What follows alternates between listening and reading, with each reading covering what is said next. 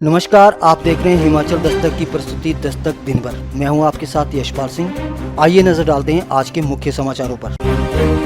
हिमाचल के संस्थानों में हिजाब पहनकर आने वालों को एंट्री नहीं, शिक्षा मंत्री बोले ड्रेस कोड के साथ ही होगी एंट्री। मंडी के रामनगर में एलपीजी गैस सिलेंडर में लगी आग, 10 लोग झुलसे, 80,000 का नुकसान। छठे दिन भी जारी रही डॉक्टरों की पेन डाउन स्ट्राइक, मरीजों को झेलनी पड़ी परेशानियां। हिमाचल में सामान्य से कम बारिश, फरवरी महीने में 19% कम बरसे बादल। वन मंत्री ने खेल पंचायत में जन संवाद कार्यक्रम में सुनी समस्याएं, मौके पर निपटाई कई समस्याएं। और अब समाचार विस्तार से। हिमाचल के शिक्षण संस्थानों में सभी धर्मों से जुड़े छात्र एक समान होंगे। कर्नाटक में हिजाब मामले के विवाद को देखते हुए हिमाचल सरकार ने ये बड़ा निर्णय लिया है। प्रदेश के स्कूल और कॉलेजों में हिजाब पहनकर छात्रों को आने पर एंट्री नहीं दी जाएगी। शिक्षा मंत्री गोविंद सिंह ठाकुर ने ये साफ कर दिया है। उन्होंने कहा कि शिक्षण संस्थानों में ड्रेस कोड के मुताबिक ही आना होगा और शिक्षण संस्थानों में हिजाब की इजाज़त नहीं होगी। शिक्षा मंत्री ने कहा कि इस मुद्दे को धार्मिक रंग देना उचित नहीं है। शिक्षा मंत्री ने इस मामले में कांग्रेस को आड़े हाथों लेते हुए कहा कि कांग्रेस नेता वोट पॉलिटिक्स कर रहे हैं, धर्म निरपेक्षता के तहत व्याख्या कर रहे हैं। शैक्षणिक संस्थानों की गुणवत्ता और विश्वसनीयता बनी रहे। शैक्षणिक संस्थानों की गुणवत्ता और विश्वसनीयता बनी रहनी चाहिए। वही शिक्षण संस्थानों में सभी छात्रों को एक समान रहना चाहिए। मंडी शहर के रामनगर वार्ड में मंगलवार सुबह ही बिहार के रहने वाले 2 भाइयों के कमरे में एलपीजी गैस के लीक होने से सिलेंडर ने आग पकड़ ली और जोरदार धमाका हुआ, जिसमें 10 लोग गंभीर रूप से झुलस गए हैं, जिनमें 6 बच्चे, 2 महिलाएं और 2 पुरुष शामिल हैं। धमाका इतना जोरदार था कि कमरे की खिड़कियों के शीशे तक टूट गए और कमरे में रखे बिस्तर तक जल गए। बताया जा रहा है कि इस आग की घटना में लगभग 80,000 रुपये का नुकसान हुआ है। वहीं पुलिस ने मामला दर्ज कर छानबीन शुरू कर दी है। मामले की पुष्टि एसपी मंडी शालिनी अग्निहोत्री ने की है। उन्होंने बताया कि सभी घायलों का इलाज जारी है और सभी खतरे से बाहर हैं। हिमाचल प्रदेश में डॉक्टरों की पेन डाउन स्ट्राइक छठे दिन भी जारी रही। डॉक्टरों ने 2 घंटे तक ओपीडी में मरीजों को नहीं देखा, जिससे इमरजेंसी के बाहर मरीजों की लंबी कतारें देखी गई। पिछले 6 दिन से मरीज रोजाना अस्पताल में परेशान हो रहे हैं। अगर यही हालात रहे तो आने वाले समय में हिमाचल में स्वास्थ्य सुविधाएं चरमरा जाएंगी, जिसका खामियाजा लोगों को उठाना पड़ेगा। वहीं चिकित्सक एसोसिएशन भी अपनी मांगों को लेकर अड़ी हुई है।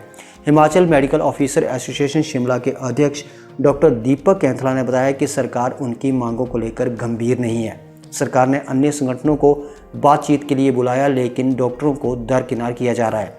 कोरोना संकट के दौरान डॉक्टरों ने अहम भूमिका निभाई है, लेकिन अब सरकार डॉक्टरों की सेवा को भुला रही है। 17 फरवरी तक रोजाना 2 घंटे की हड़ताल करेंगे। उसके बाद भी अगर सरकार डॉक्टरों की बातों को नहीं सुनती है तो मजबूरन उग्र आंदोलन करना पड़ेगा। हिमाचल प्रदेश में पश्चिमी विक्षोभ कमजोर पड़ने लग गया है। फरवरी माह के शुरुआती दिनों में पहाड़ों पर जमकर बर्फबारी हुई तो वहीं मैदानी इलाकों में झमाझम बारिश रिकॉर्ड की गई, मगर उसके बाद हिमाचल में मौसम साफ बना हुआ है। फरवरी माह में अब तक प्रदेश में सामान्य से कम बारिश आंकी गई है, जबकि फरवरी माह में आगामी दिनों के दौरान भी कम ही बारिश होने की संभावनाएं जताई जा रही हैं। फरवरी में 15 दिनों के दौरान राज्य में सामान्य से कम बारिश रिकॉर्ड की गई। समूचे हिमाचल में 40 मिलीलीटर बारिश दर्ज की गई है, जो सामान्य से 19% कम है। मौसम विज्ञान केंद्र के पूर्वानुमान के तहत प्रदेश में 16 व 17 फरवरी को मौसम साफ बना रहेगा। हालांकि 18 और 19 फरवरी को पहाड़ों पर कुछ स्थानों पर बारिश और बर्फबारी होने का पूर्वानुमान लगाया जा रहा है, मगर हिमाचल के मैदानी इलाकों में मौसम साफ बना रहेगा।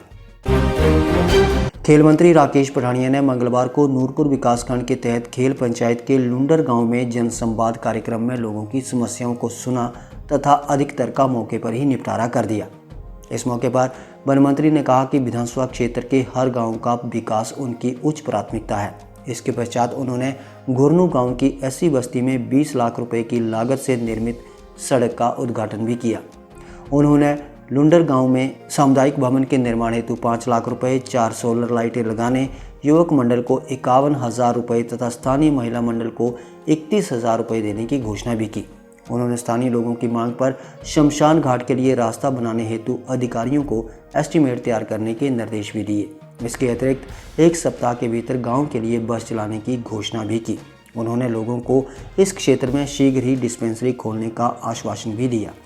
लुंडर से और इस पंचायत से कुछ यहाँ से रिश्ता है। आपने जो जो बोला है वो हम वचनबद्ध हैं। ये बस की जो आपने समस्या बताई है, जिसके बारे में आपने मेंशन किया है, उसकी प्रॉब्लम यही थी कि ये कोविड की वजह से बसें बंद हुई थी, क्योंकि कोरोना काल में HRTC का दिवालिया निकल गई, सवारी थी कोई नहीं सड़कों पर और बसें बंद होना शुरू हुई, सारे लगभग आगे सारे रूट बंद हुई।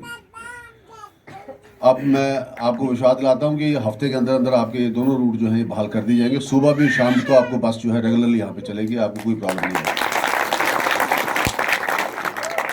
इसके अलावा आपने मुझे परसों ये कहा था कि महिला मंडल के लिए कुछ थोड़ी सी धनराशि और आपको दो पतीले, क्योंकि बुलटोई तो हम बोला कि नहीं चाहिए, क्योंकि बुलटोई तो हम गैस का चूल्हे यूज़ करते, बुलटोई कामयाब होंगे जितो तीड़ी लगती नहीं तो छिंड हो जाते।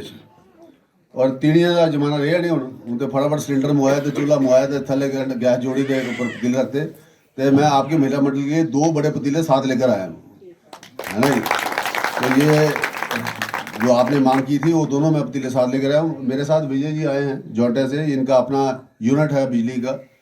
तो आप 4 लाइटें बता दो जहाँ लगानी है, कल ही ये सुबह आके आपको यहाँ पे लाइटें लगा देंगे। मैं 4 लाइटों के पैसे दे दिए, जो जो आपने कहा था मैं करके आया हूँ।